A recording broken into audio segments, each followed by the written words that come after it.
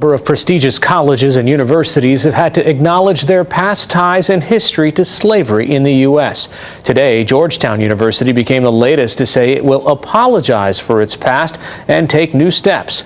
More than 200 years ago, the original Georgetown College operated plantations in Maryland that worked with slave labor. Then in 1838, facing deep debt, a pair of priests who each served as president of Georgetown sold 272 people to help pay the bills. The slaves were sent to plantations in Louisiana. To help atone for its past, the university announced it would give a special preference in admissions to applicants who are descendants of Georgetown's slaves. It's also renaming a building in honor of one of the slaves, erecting a public memorial, and creating an institute to study slavery and its legacy. University President John DeGioia spoke at a news conference today. So many were surprised, even shocked, by the revelation of Jesuit slaveholding and the benefit we received from the 1838 sale. As a community and as individuals, we cannot do our best work if we refuse to take ownership of such a critical part of our history. We must acknowledge it. And y'all won't believe the information I received yesterday. One of my friends, he watched my video, the Harvard Enslaved Black People video. And this friend is a black scientist, one of the smartest dudes I know in real life. And when he sent me this message, it shocked me. Check this out. He said, Georgetown too. We got a letter a few years back saying that part of my mom's family may have been sold to Louisiana by Georgetown. They said they sold a lot of slaves to West Baton Rouge and Point-Coupee, probably a lot of people's ancestors from our area. And I said, wait, my grandpa is from Point-Coupee Parish. And I also have a cousin from DC. We're connected through Louisiana, of course, but I'm just learning about her. I just met her like 2 to 3 years ago. So I said, let me do my research because these institutions, they don't expect us to break this stuff down in 2025.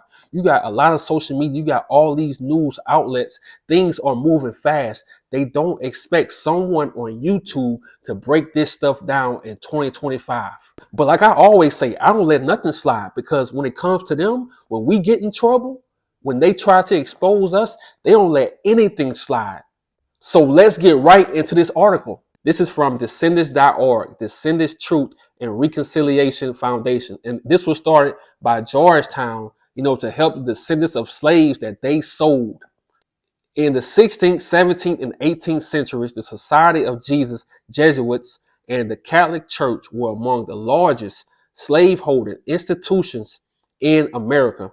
During this time, the Jesuits funded some of the most prestigious institutions of higher education in America, in part through profits earned on their plantation. In 1838, to save Georgetown University from financial ruin, the Society of Jesus sold more than 272 enslaved people from their 5 Maryland plantations. Some of these enslaved individuals, women, men, children, and infants, were torn from their families and sold to plantation owners in southern Louisiana and held as collateral by Citizens Bank of New Orleans between 1838 and 1865. Citizens Bank has since been acquired by J.P. Morgan Chase. And don't you find it ironic when we bring up the things they did to our ancestors, when we bring up our history, they tell us, oh, get over it, that's the past. But they can talk about this all day. They can bring up this every year and get away with it. Nobody tells them nothing. But when we say anything about our past, what they did to our people, they try to hide it. But you know why they tell you that? Because they don't want you to connect the dots. And this is what we're doing on YouTube now. Most of everything you see in America is because of your ancestors, because of our ancestors. Society of Jesus, Georgetown University sold our ancestors to pay off debt. They'll never teach you that in school. You will never learn that in school. They held our people as collateral, children and babies and infants. How you do that? How you do that? How you just move on with life and not put this stuff in the history books? And then they say from 1838 to 1865, 27 years. That's it. We only did 27 years. See, that's what they gonna tell you. They'll never tell you how long they really sold our people because it's too disrespectful. And of course, they're going to use words like more than 272 people. Of course, they're going to say that because they can't tell you the real number, because the real number is also too disrespectful. But this the cold part. Check this out. This story was lost to history until 2024 when descendant Patricia Bayonne Johnson uncovered it while researching her family tree. Since that time, extensive genealogical research by individuals such as Richard Cellini, and his name popped up in the Harvard case too, of the Georgetown Memory Project, and the Jesuits has identified more than 10,000 descendants of those enslaved by Society of Jesus and the Catholic Church, and those numbers continue to grow. Many are still alive today and have come together to form the GU 272 Descendants Association. The association's mission is to identify, unite, and pursue the greater common good of present and future descendants of Jesuit and Catholic slaveholders in the U.S. And I noticed something when it comes to racist Caucasian people. They can take things, they can sell people, they can break up families, but they give you the Bible and tell you to be obedient, tell you not to commit crimes, and tell you to forgive. So I feel like this year we have to really start waking up. And I say, wait, how much did they make from selling our people? And I found this.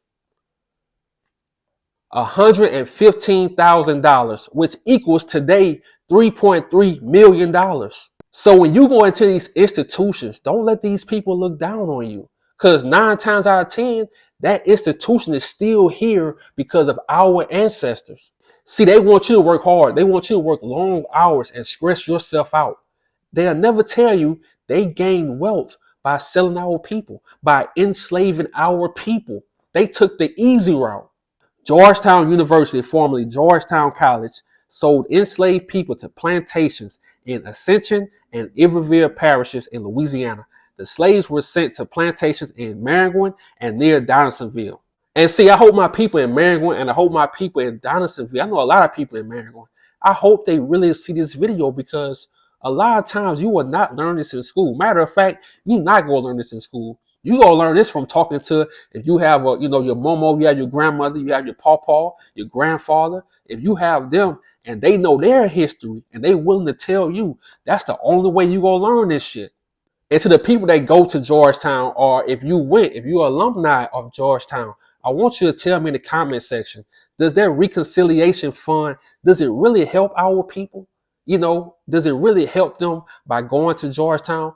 I want to know, because I watched some videos, but some videos looked fake. It looked like they paid some people to say certain things. So in my comment section, let me know if that reconciliation fund is, really helping us, because if it's not, I'm going to go in more on Georgetown University. So to my people in 2025, it's time to hold our heads up. It's time to poke your chest out. Without our ancestors, this country would not be what it is today. And I need you to have pride in that. I need you to know your self-worth. Never feel like you don't belong somewhere. Never feel like other people are better than you. Because like I said, 9 times out of 10, that institution was saved by our people. It was saved by our ancestors. And they'll never tell us the real numbers. They'll never tell us how much they really made from selling our people. They'll never tell us how many people they sold. Because in 2025, we are no longer victims. We are no longer having that victim mindset. We're no longer having that. This year, we taking everything that we deserve. We walking with our head high. We walking with confidence. We being bold when we go into these places. Because like I always tell y'all, these people are on the same team, but they want you to feel little. They want you to feel like, oh, you don't belong here. What? Do you know my ancestors did? Y'all broke up families. Do you know how it feels to have your family broken up? And fast forward to 2025. Now, a lot of people don't know their grandfathers. You got a lot of people who don't know their grandmother. You got a lot of people who don't know. In our community, you have a lot of people who don't know their great-great-grandmother. And you know how that affects a people? If you don't know your history, you don't know where you're going. And I'm going to say this, gone are the days where we let these racist Caucasian people manipulate us and use us. And let's continue to grow, learn, and take action. The people that don't want to take action, the people that don't want to be with us, for the people, don't worry about them. You got a lot of them. You got a lot of these type of people. Let them do what they do. Let them say what they say. Don't get mad. Don't try to change their mind. And look, I'm going to be honest. This is only the beginning. We're about to call out a lot of institutions because, like I say, they always want us to move on when it comes to our history. They want you to move on because they don't want you to connect the dots. I'm out.